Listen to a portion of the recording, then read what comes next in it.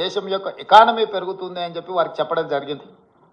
కానీ మెట్రోకు కానీ, Musi river development front విషయంలో కానీ, RRR రీజనల్ రింగ్ రోడ్ విషయంలో కానీ, ఏ విషయంలో కూడా ఈ బడ్జెట్లో ఒక్క రూపాయి కూడా తెలంగాణకు ఇవ్వడానికి ప్రయత్నం చేయలేదు. ఆనాడు యూపీఏ ప్రభుత్వంలో కేటాయించిన ITIR కారిడార్ను గతంలో తెలంగాణ అధికారంలో ఉన్న ప్రభుత్వము, కేంద్ర ప్రభుత్వం ఇద్దరు వివక్ష వల్ల ITIR కారిడార్ను మరుగున పడిపోయింది. ITIR కారిడార్ వస్తే పెట్టుబడులు వస్తాయి, పెట్టుబడులతో పాటు IT రంగ నిపుణులకు వేలాది లక్షలాది ఉద్యోగాలు వస్తాయి. మీరు దానికి సంబంధించిన కార్యాచరణను కూడా చేపట్టండి అని చెప్పి కేంద్ర ప్రభుత్వానికి మేము విజ్ఞప్తి చేసినాం. ఈరోజు ITIR కారిడార్ గురించి ఎక్కడ ప్రస్తావన లేదు. ఈరోజు రైతులను ఆదుకోవడానికి ఒక ప్రత్యేక కార్యాచరణ ఏది తెలంగాణ రాష్ట్రానికి ఇవ్వలేదు. ఎడ్యుకేషన్ పట్ల కానీ, ఇరిగేషన్ పట్ల కానీ, హెల్త్ పట్ల కానీ, ఎంప్లాయ్మెంట్ పట్ల కానీ ఏ ఒక్క అంశంలో కూడా కేంద్ర ప్రభుత్వము తెలంగాణ యొక్క అభివృద్ధి కోసము ఆలోచన చేయలేదు. ఈరోజు సబ్కా సాత్ సబ్కా వికాస్ అనేదైతే ఉందో ఈ స్లోగన్ బోగస్ అని చెప్పి బీజేపీ నిరూపించింది. వికసిత్ భారత్ అనే దాంట్లో తెలంగాణ భాగం కాదు అని ప్రధానమంత్రి గారు అనుకుంటున్నట్టుగా ఉన్నది. అసలు మొత్తం బడ్జెట్ను స్థూలంగా చూస్తే వికసిత్ భారత్ 2047 48,21,000 కోట్ల రూపాయల బడ్జెట్ను చూస్తే కుర్చీ బచావో బడ్జెట్ లాగా ఉన్నది.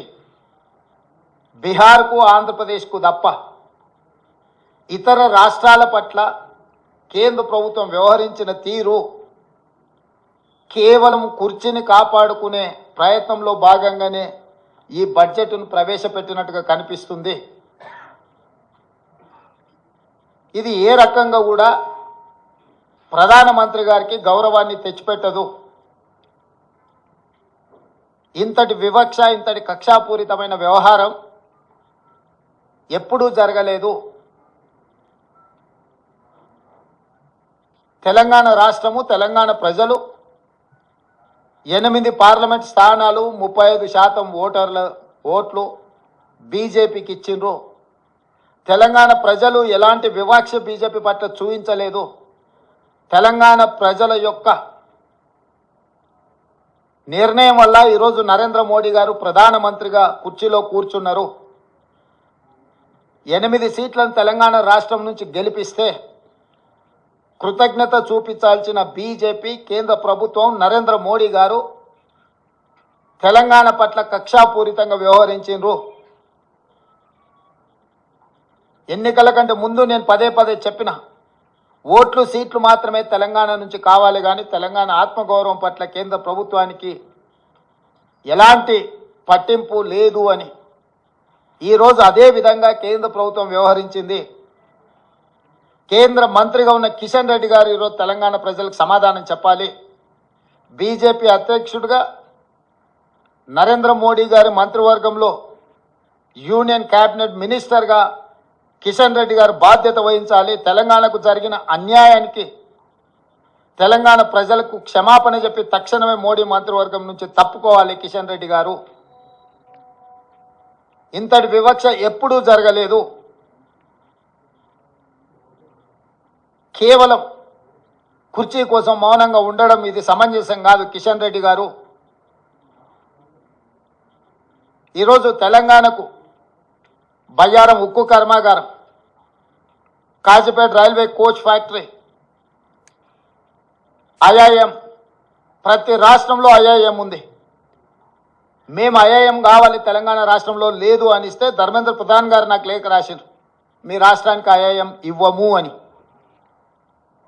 భారతదేశంలో ప్రతి రాష్ట్రంలో విద్యార్థులు చదువుకోవడానికి IIMలు ఉన్నప్పుడు తెలంగాణ రాష్ట్రానికి ఎందుకు ఇవ్వరు?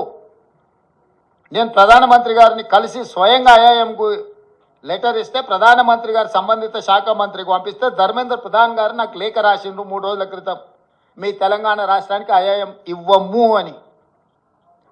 ఎందుకు ఇవ్వరు? IIM మనకి ఇవ్వనప్పుడు కిషన్ రెడ్డి గారు ఎందుకు కొనసాగుతున్నాడు కేంద్ర మంత్రిగా?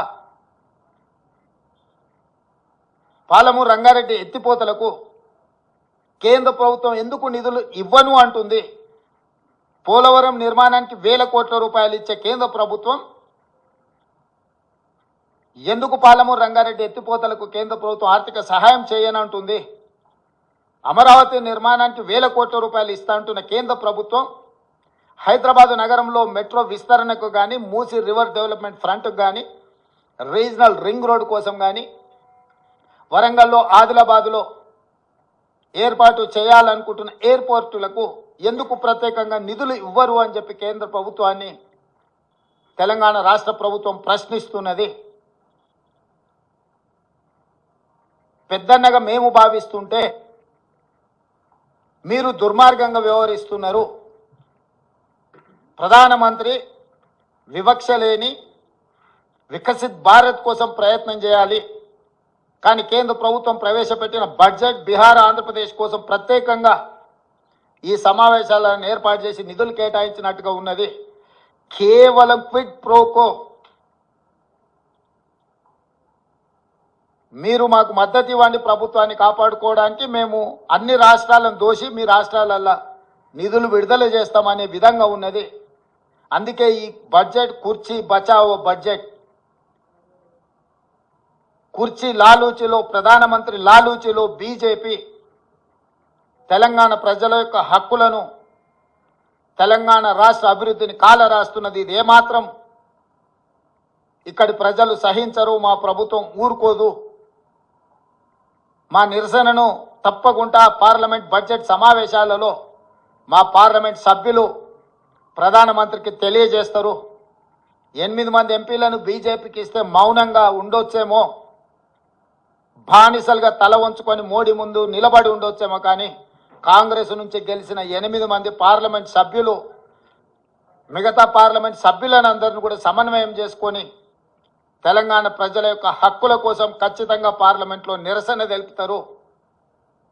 ఆంధ్రప్రదేశ్ పునర్విభజన చట్టము అని అంటే కేవలం ఆంధ్రప్రదేశ్కే నిధుల విడుదల కాదు.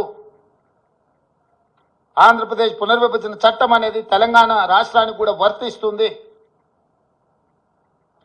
ఇది అవగాహన రాహిత్యమా, కక్షాపూరితమైన వివక్షణ? బీజేపీ నాయకత్వం చెప్పాలి తెలంగాణ ప్రజలకు సమాధానం.